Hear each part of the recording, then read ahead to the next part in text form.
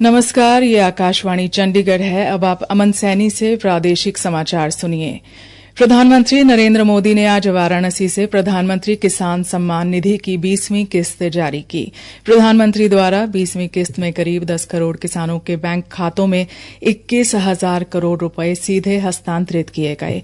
इस अवसर पर अपने संबोधन में प्रधानमंत्री ने कहा, देश के 10 करोड़ किसान भाइयों बहनों के खातों में 21,000 करोड़ रुपए पीएम किसान सम्मान निधि के रूप में भेजे गए हैं। पहले की सरकारों में किसानों के नाम पर हुई एक घोषणा भी पूरी होना मुश्किल होता था, लेकिन भाजपा सरकार जो कहती है वो करके दिखाती है। आज पीएम किसान सम्मान निधि सरकार के पक्के इरादों का उदाहरण बन चुकी है। आज तक 4.25 लाख करोड़ रुपए किसानों के खाते में भेजे जा चुके हैं।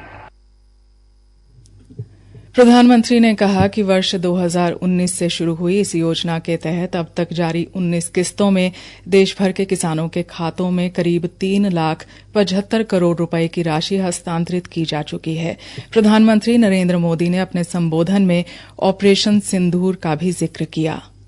आज मैं ऑपरेशन सिंदूर के बाद पहली बार काशी आया हूं। मैंने अपनी बेटियों के सिंदूर का बदला लेने का जो वचन दिया था वो पूरा हुआ है। ये महादेव के आशीर्वाद से ही संभव हुआ है।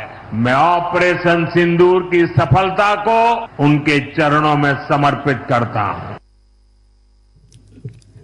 इस उपलक्ष्य में हरियाणा में भी प्रधानमंत्री किसान उत्सव कार्यक्रम आयोजित किए गए। इस कड़ी में हरियाणा में मुख्यमंत्री नायब सिंह ने पंचकुला में प्रधानमंत्री किसान उत्सव दिवस समारोह की अध्यक्षता की।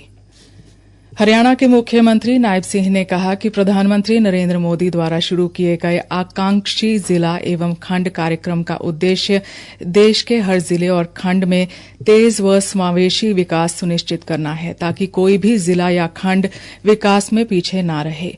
मुख्यमंत्री कल चंडीगढ़ में आयोजित राज्य स्तरीय संपूर्णता अभियान सम्मान समारोह में अधिकारियों व कर्मचारियों को संबोधित कर रहे थे। श्री नायब सिंह ने कहा कि इस कार्यक्रम में स्वास्थ्य और पोषण, शिक्षा, कृषि एवं जल संसाधन, वित्तीय सेवाएं और मूलभूत ढांचा जैसे प्रमुख क्षेत्रों पर ध्यान केंद्रित करना है। उन्होंने कहा कि इस अभियान के परिणाम लोगों के सामने आने शुरू हो गए हैं। मेवात में भी इसके परिणाम मिल रहे हैं।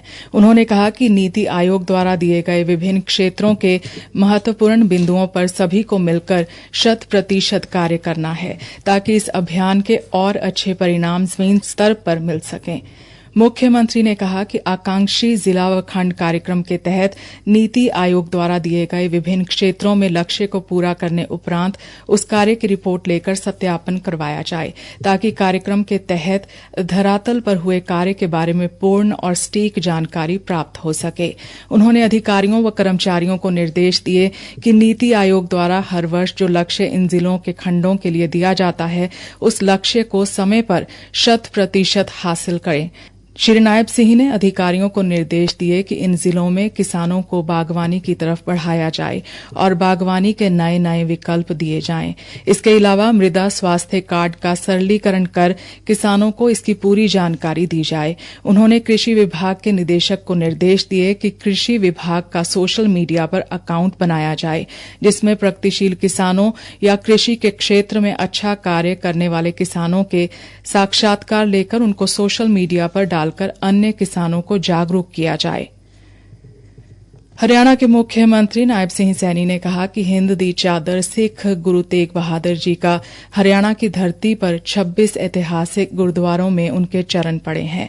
25 नवंबर को उनके 350वें शहीदी दिवस को हरियाणा सरकार कुरुक्षेत्र में भव्य तरीके से मनाएगी। मुख्यमंत्री आज चंडीगढ़ में गुरु तेग बहादुर के 350वें शहीदी दिवस कार्यक्रम के आयोजन के संबंध में आयोजित बैठक की अध्यक्षता कर रहे थे। इसी के साथ समाचार बुलेटिन समाप्त हुआ।